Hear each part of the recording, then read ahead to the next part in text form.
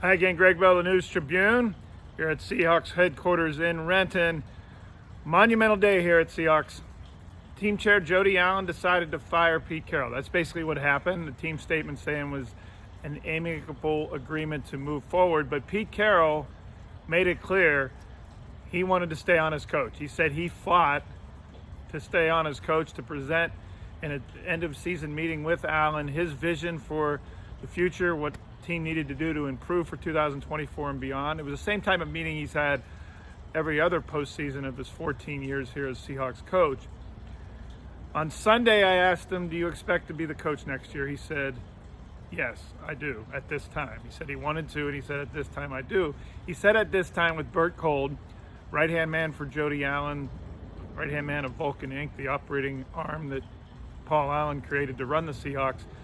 Bert Kolde was sitting about 6 feet in front of Pete Carroll in Arizona after the season finale game when Carroll said, I do expect to come back at this time. Well, at this time was a deference to the fact he had yet to meet with Allen in his usual postseason assessment meeting with her. Monday, he had a team meeting with the Seahawks, with all the players. It turned out to be his last one as Seahawks coach. And he said he talked and shared a lot of personal things. And he said he did that while thinking he was going to be their coach for next year. It wasn't like there was this big goodbye and him feeling that his exit was imminent. He said he spoke Monday to the team thinking that he was still going to be the coach for next season.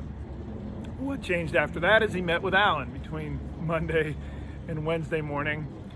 And Jody Allen and Bert Kolde decided that the future was not with Pete Carroll at 72 years old in 14 seasons, and that the best coach in Seahawks history, the one that had 11 winning seasons in 14 years, their only Super Bowl championship, 137 wins, the most in team history, was no longer the best man to go forward. And why did they think that? Well, the most damning reason is that the defense in particular, that Carroll is nearest to, the former defensive coordinator and defensive backs coach, that defense has not improved. In fact, in some ways it's regressed in the last two seasons. And the run defense in particular was 30th in the NFL in 2022. The Seahawks knew they were light years behind the San Francisco 49ers in the NFC West along the line of scrimmage, so they spent up to $124 million in new contracts. Plus, they used a generational draft pick, 5th overall in the draft last spring, on defense, Devin Witherspoon. Yet their defense finished 30th in the NFL again against the run in 2023. The reason they aren't in the playoffs this week is because the Pittsburgh Steelers ran for 202 yards on 46 carries on New Year's Eve to basically eliminate the Seahawks from the playoffs, and that became official on Sunday when Green Bay beat Chicago while Seattle was beating Arizona. So for all they've done in 11 months to improve and close the gap on the 49ers, the gap that was here at the end of 2022 is here at the end of 2023. They're definitely inferior in the line of scrimmage to San Francisco, and this year to Los Angeles. The Rams beat them both times they met. The Seahawks aren't getting anywhere, and Jody Allen, Paul Allen's sister, the late Paul Allen's sister, decided that we're too far behind San Francisco, and the Seahawks are not getting anywhere they want to go, win the division, home playoff games, the Super Bowl, if they can't beat the 49ers. So they decided a regime change, with Carroll having at least 2024 left on his contract and an option in 2025. Carroll, for his part, didn't make it sound like he wanted to go home to Hawaii and just ride surf for the rest of his time after age 72.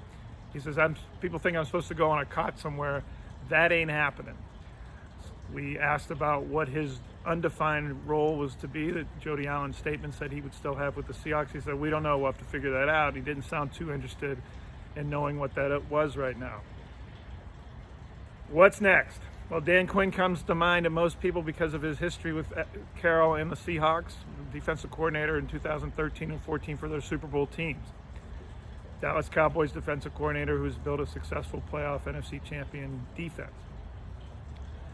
While that makes sense and is convenient for recent history and what he knows about the Seahawks and the success he had here, that to me would be a continuation of Carroll and Carroll's ways and Carroll's philosophies on defense. If they wanted to do that, they would have kept Carroll. Jim Harbaugh there's a lot of people, when I was in Houston for the national championship, there are a lot of Michigan people that are nervous about the fact Harbaugh has not signed a standing offer of 10 years at $12.5 million per year with Michigan. His buyout with Michigan tomorrow, Thursday, goes from $2.25 million to just $1.5 million. For a coach that made over $11 million this year, that's not an exorbitant fee to buy his way out and get back into the NFL. With this former San Francisco 49ers coach, who was a Richard Sherman tip away from beating the Seahawks on their home field to go to a Super Bowl, come coach in Seattle.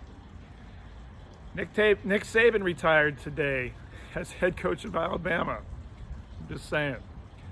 Anyway, the coaching carousel spins quickly, and Jody Allen and Burt Colt know that, and they made the decision now so they could join into that carousel and get their guy before someone else does. There's 3 names to think about. 2 of them, I wouldn't rule out Jim Harbaugh and his situation and the fact that the Seahawks moved when they did.